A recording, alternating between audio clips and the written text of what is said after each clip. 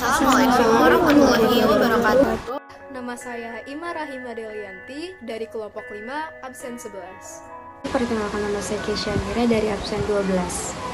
Perkenalkan, nama saya Kesha Syahira, absen 13 dari kelas XE. Perkenalkan, nama saya Sali Ferbiani, absen 28. Perkenalkan, nama saya Syaira Nadia Kalila, absen nomor 31. Nama saya Syaira Zelia Putri, absen 32. Perkenalkan, nama saya Zahra Triloyanti, absen 35. Kami dari kelompok 5 akan memaparkan 4 materi pokok. Yang pertama adalah masuknya ajaran Islam di Indonesia, yang kedua adalah perkembangan kesultanan di Indonesia, yang ketiga adalah tokoh penyebar Islam di Indonesia, dan yang terakhir adalah keteladanan para ulama penyebar ajaran Islam di Indonesia. Masuk ke materi pertama adalah masuknya ajaran Islam ke Indonesia. Islam masuk ke wilayah Indonesia sekitar abad 7 Masehi. Wilayah Nusantara sangat luas. Posisi geografisnya terletak di persimpangan jalur perdagangan antara Cina, India, dan Arabia. Maka sulit untuk memastikan wilayah mana yang pertama kali menerima ajaran agama Islam. Oleh karena itu, beberapa orang mulai mengemukakan pendapatnya tentang masuknya Islam di Indonesia. Di antaranya teori Gujarat, teori Arab, teori Persia, teori Cina, dan teori maritim. Teori yang pertama adalah teori Gujarat. Menurut teori Gujarat, masuknya Islam ke Indonesia adalah melalui perdagangan dari bangsa India pada abad ke-13. Para pedagang India melakukan relasi dengan orang-orang Indonesia di wilayah barat. Dengan adanya relasi tersebut, bangsa India menjadi lebih dekat dengan penduduk Indonesia barat dan menyebarkan agama Islam. Kemudian setelah itu terbentuklah kerajaan Samudra Pasai. Banyak bukti yang menguatkan teori Gujarat ini. Salah satunya adalah makam Malik As-Saleh yang merupakan salah satu pendiri kerajaan Samudra Pasai. Corak dari batu nisan tersebut terlihat sangat mirip dengan batu nisan yang ada di Gujarat. Bahkan, makam salah satu wali Songo, yaitu makam Maulana Malik Ibrahim, juga memiliki batu nisan khas Gujarat seperti makam Malik As-Saleh. Yang kedua adalah teori Arab atau Makkah. Teori ini didukung oleh J.J. Fowler hingga Buya Hamka atau Abdul Malik Karim Amrullah. Pada bukunya yang berjudul Sejarah Umat Islam yang terbit pada tahun 1997, Buya Hamka menjelaskan bukti-bukti masuknya Islam di Indonesia. Bukti yang dimaksud adalah berupa sumber dari naskah kuno Cina yang menyebutkan bahwa sekelompok bangsa Arab yang berupa batu nisan yang bertuliskan nama Syekh Rukunuddin. Buya Hamka menggunakan berita yang diangkat dari berita Cina Dinastita sebagai acuan teori ini. Menurut Buya Hamka sendiri, Islam masuk ke Indonesia pada abad ke-7 Masehi. Dalam berita, ia mengangkat bahwa ditemukan permukiman saudagar Arab di Indonesia. Dari situlah dapat disimpulkan bahwa Islam masuk ke Indonesia melalui bangsa Arab. Dan jika kita perhatikan, kerajaan Samudra Pasai didirikan pada abad ke-13 Masehi atau tahun 1275 Masehi. Yang artinya ini merupakan perkembangan agama Islam di Indonesia, bukan proses masuk agama Islam. Ketiga adalah teori Persia, teori yang menyatakan bahwa asal mula sejarah masuknya agama Islam ke Indonesia dari negara Persia, yang sekarang bernama negara Iran. Adalah teori yang didukung oleh Husain Jajadiningran dan Umar Amir Husain. Jajadiningran mengemukakan pendapatnya bahwa teori ini selaras dengan asal mula masuknya Islam ke Indonesia. Hal ini dikarenakan menurutnya budaya Islam di Indonesia memiliki banyak persamaan dengan kebudayaan Islam di Persia. Pendapat ini juga didasarkan pada sistem mengeja Al-Quran, terutama di Jawa Barat yang menggunakan ejaan Persia. Teori ini dianggap lemah karena tidak semua pengguna sistem baca tersebut di Persia sebagai penyanut Syiah.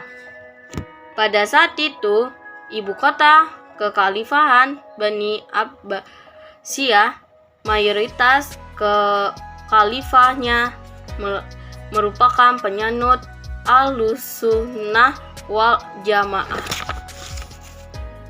Yang keempat adalah teori Cina. Teori Cina adalah teori yang mengatakan bahwa sejarah masuknya Islam ke Indonesia berasal dari negara Cina. pada masa dinasti Tang 618-905 Masehi. Islam masuk ke Cina sendiri dibawa oleh panglima muslim yang bernama Sa'ad bin Waqqas yang berasal dari Madinah pada masa kekhalifahan Utsman bin Affan. Bahkan salah satu kota di Cina pada masa itu, yaitu kota Kanton, pernah menjadi pusat dakwah di negara Cina. Menurut Slamet Mujana, Sultan Demak merupakan keturunan Cina. Pendapat ini didasarkan pada kronik kelenteng Sampokong. Penulisan sejarah yang terkait dengan penulisan nama tempat dan nama orang yang bukan dari negeri Cina juga ditulis menurut bahasa Cina. Maka sangat mungkin seluruh nama-nama Raja Majapahit juga dicinakan dalam kronik kelenteng Sampokong, Semarang. Kelemahan teori ini adalah munculnya pertanyaan mengapa Sultan Demak dan para wali Songo yang dicinakan dalam kronik kelenteng Sampokong dianggap sebagai orang Cina. Terakhir adalah teori maritim. Walaupun di Mekah dan Madinah terjadi perang selama waktu 10 tahun antara 1 sampai 11 Hijriah, namun tidak dapat memutuskan jalur perdagangan laut yang sudah menjadi tradisi sejak lama. Jalur perdagangan tersebut adalah jalur antara Timur Tengah, India, dan Cina. Hubungan perdagangan ini semakin lancar pada masa Khulafaur Rasyidin. Nah, materi selanjutnya itu ada perkembangan kesultanan di Indonesia. Agama Islam sendiri mulai masuk ke Indonesia itu pada abad ke-6 Masehi. Nah, pada abad ke-13, yang dimana pada saat itu kerajaan-kerajaan Islam di Indonesia sudah mulai tumbuh, banyak banget kerajaan Hindu-Buddha yang udah mulai mengakhiri masa kejayaannya. Dan salah satu faktor yang menjadikan kerajaan-kerajaan Islam itu makin berjaya ada pengaruh dari perdagangan yang dari Timur Tengah, India, dan juga negara-negara lainnya. Semakin berkembangnya kerajaan-kerajaan Islam di Indonesia, sekitar abad ke-13 juga didukung oleh faktor lalu lintas perdagangan laut Nusantara saat itu. Banyak perdagangan-perdagangan Islam dari berbagai penjuru dunia seperti Arab, Persia, India, hingga Tiongkok masuk ke Nusantara. Para pedagang-pedagang Islam itu pun akhirnya berbaur dengan masyarakat Indonesia. Semakin tersebarnya agama Islam di tanah air, melalui perdagangan ini pun turut membawa banyak perubahan dari sisi budaya hingga sisi pemerintah Nusantara saat itu. Munculnya berbagai kerajaan-kerajaan bercorak Islam yang tersebar di Nusantara menjadi pertanda awal terjadinya perubahan sistem pemerintahan dan budaya di Indonesia. Keterlibatan kerajaan-kerajaan Islam di Indonesia juga turut berperan dalam tersebarnya agama Islam hingga ke seluruh penjuru tanah air. Dalam memahami sejarah dari kerajaan Islam yang ada di Nusantara, kamu dapat membaca buku Mengenal Kerajaan Islam Nusantara yang ada di bawah ini, karena berisi pengenalan tentang berbagai kerajaan Islam di Nusantara pada zamannya. Materi selanjutnya adalah tokoh penyebaran ajaran Islam di Indonesia. Banyak tokoh, ulama, dan sultan yang berperan aktif dalam penyebaran Islam di wilayahnya masing-masing. Tokoh pertama ada Sultan Malik Al-Saleh yang merupakan pendiri dan raja pertama Samudra Pasai, berdiri pada tahun 1267 Masehi. Murasilu memeluk Islam berkat pertemuannya dengan Syekh Ismail dari Mekah.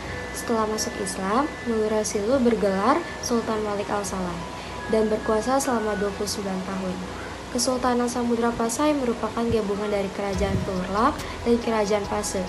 Beliau wafat pada tahun 1227 Masehi dan kepemimpinan Samudra Pasai digantikan oleh Sultan Muhammad Malik Al-Zahir pada tahun 1297 sampai 1326 Masehi. Tokoh selanjutnya adalah Sultan Hamad. Beliau merupakan Sultan Samudra Pasai yang ketiga, bergelar Sultan Malik Al-Thohir II. Pada masa pemerintahannya, Kesultanan Samudra Pasai dikunjungi oleh seorang penjelajah dari Maroko, yaitu Ibnu Battuta. Sultan Ahmad sangat memperhatikan perkembangan dan kemajuan agama Islam. Beliau berusaha keras untuk menyebarkan ajaran Islam ke berbagai wilayah di sekitar Samudra Pasai.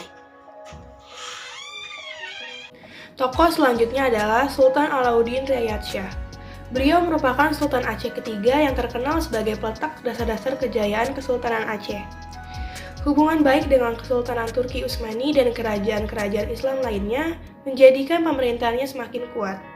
Bahkan militer Kesultanan Aceh terkenal handal karena mendapat bantuan dari Kesultanan Turki Utsmani. Sultan Alauddin Riayat berperan dan berjasa dalam penyebaran Islam di wilayah Aceh. Tokoh selanjutnya adalah Wali Songo. Wali Songo merupakan 9 wali atau sunan yang menjadi pelopor penyebaran Islam di Pulau Jawa. Mereka menggunakan berbagai saluran dakwah, diantaranya kebudayaan, kesenian, pendidikan, pernikahan, perdagangan, dan politik.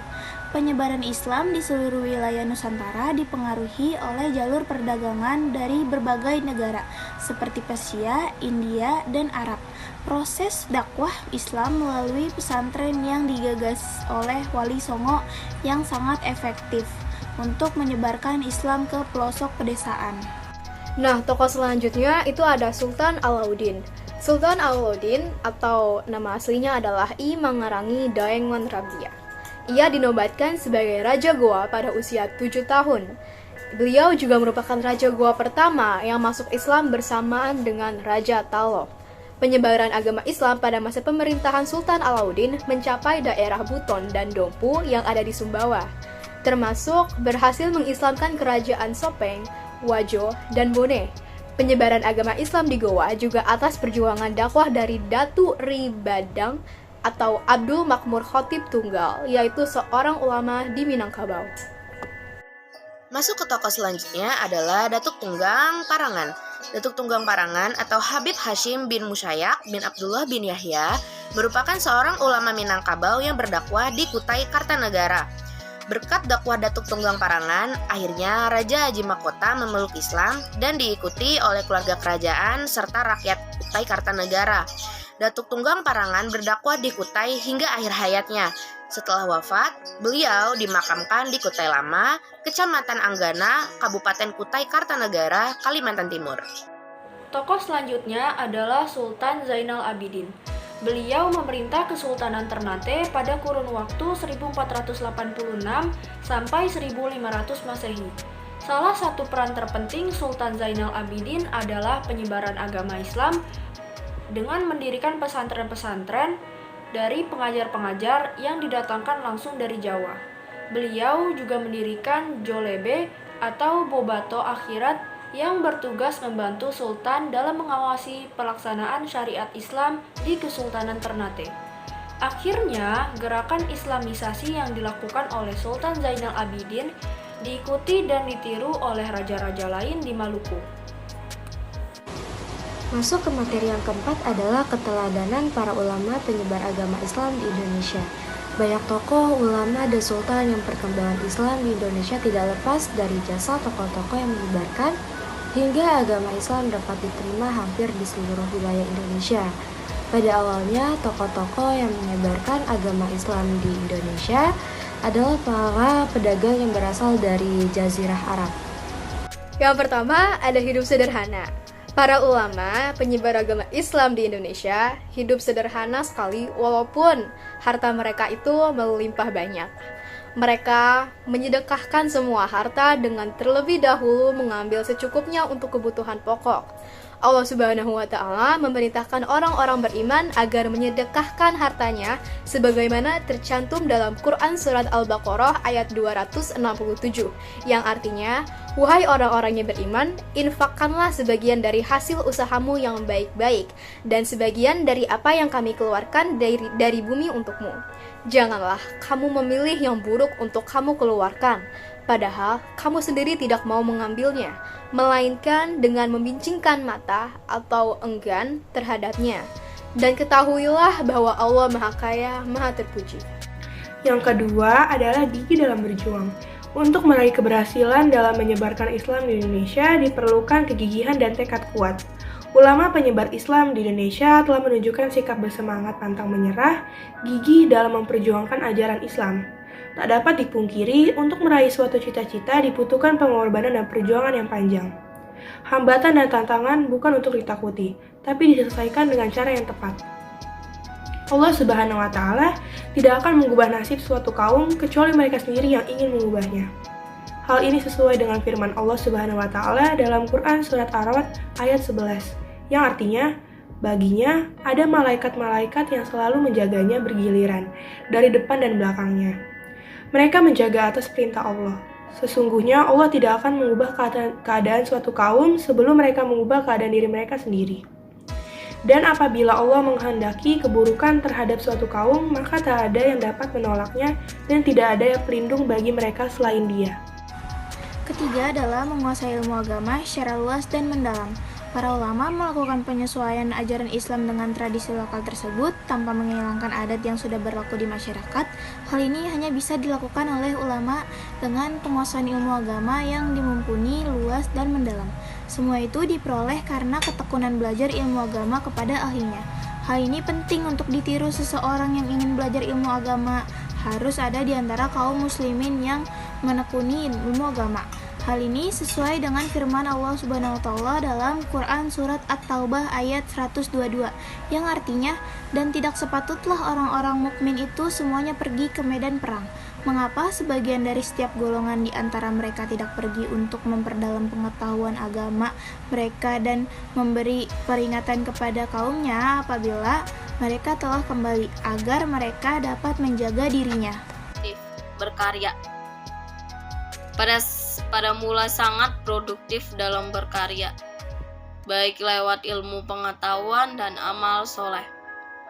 Para ulama berusaha untuk mendokumentasikan pemikirannya melalui sebuah kitab. Hal ini merupakan bentuk amal jariyah yang akan terus dikenang sepanjang hayat oleh generasi setelahnya.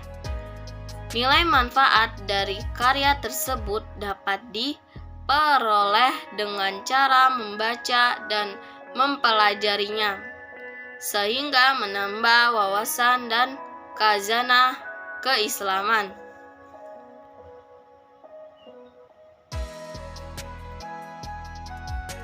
Yang kelima adalah sabar. Ujian dan cobaan yang dialami oleh para ulama penyebar ajaran Islam di Indonesia berhasil dilalui dengan kesabaran. Seorang pendakwa harus memiliki tingkat kesabaran yang tinggi karena menghadapi umat yang memiliki keragaman budaya, etnis, tingkat pendidikan, dan kepribadian yang berbeda-beda. Seseorang akan diuji Allah Subhanahu wa taala sesuai dengan tingkat keimanannya. Semakin tinggi keimanannya, maka semakin berat ujian dari Allah Subhanahu wa taala. Keimanan dan kesabaran itu dua sisi yang menyatu, tidak dapat dipisahkan, ibarat kepala dan badan. Manusia yang paling berat ujiannya adalah para nabi, kemudian para wali Allah Subhanahu wa taala, dan seterusnya sampai pada derajat orang awam. Pahala sifat sabar itu sangatlah besar, dan hanya Allah Subhanahu wa taala yang mengetahuinya. Hal ini seperti firman Allah Subhanahu wa taala dalam Quran surat Az-Zumar ayat 10 yang artinya, "Katakanlah Muhammad, wahai hamba-hambaku yang beriman, berdakwalah kepada Tuhanmu. Bagi orang-orang yang berbuat baik di dunia akan memperoleh kebaikan, dan bumi Allah itu luas. Hanya orang-orang yang bersabarlah yang disempurnakan pahalanya tanpa batas." Keenam adalah menghargai perbedaan. Islam secara tegas menyatakan bahwa tidak ada paksaan dalam beragama. Semua orang berhak memilih agama dan kepercayaan masing-masing. Umat beragama saling menghargai dan menghormati perbedaan agama, suku, ras, dan golongan, tidak merendahkan dan meremehkan agama dan kepercayaan orang lain. Para penyebar agama Islam di Indonesia sangat toleran terhadap budaya lokal.